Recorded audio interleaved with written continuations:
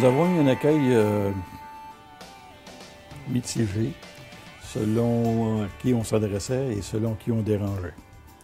Bon, principalement, les enseignants étaient plus ou moins d'accord avec que les parents s'impliquent dans l'école, pensent ou s'impliquer au niveau pédagogique. C'est vrai que la méfiance était là parce que dans les premières années où on a expérimenté les comités de parents, ça n'a pas toujours été facile, comme je disais tout à l'heure.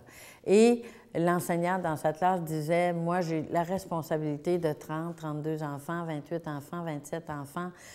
Mon Dieu, j'ai tellement de travail que je ne peux pas répondre au point de vue de chacun des parents. Comment il faut que j'ai une certaine autonomie professionnelle, il faut qu'elle soit respectée. Je suis prête à convenir de modalités de fonctionnement pour tenir compte du point de vue des parents, mais essayons d'organiser la façon qu'on puisse entendre ce point de vue-là pour qu'on ne soit pas...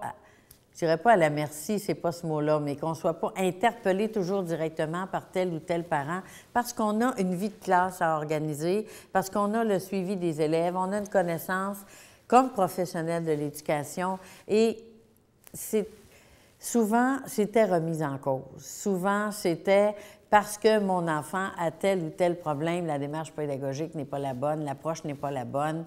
Alors, il fallait... bien départager les choses. Et ça a été, comme je le disais, une démarche d'apprivoisement au fil du temps. Au niveau des cadres des directeurs, c'était un petit peu moins pire. Au ministère, c'était plus ou moins favorable. Les ministres, les premiers ministres d'éducation, on en a eu 6 dans l'espace de quelques années. C'était assez difficile, disons, d'entrer en contact avec eux.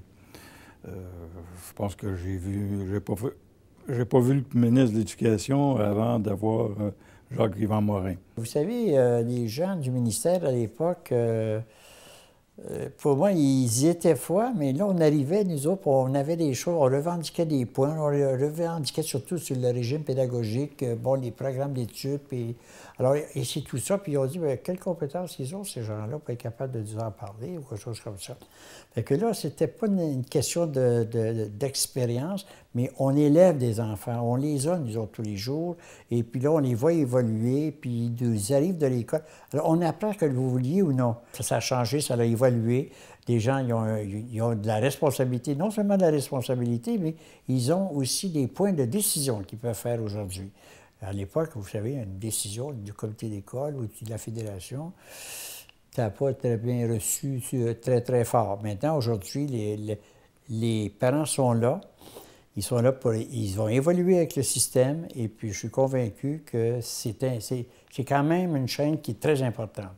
Que ce soit les directeurs d'école, les directeurs généraux, que les commissaires d'école, là, je ne veux pas faire de politique, là.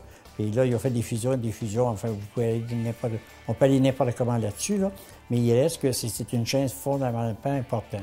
Et moi, j'ai toujours dit que la ligne consultative du ministère de l'Éducation et la ligne administrative, c'est une autre affaire.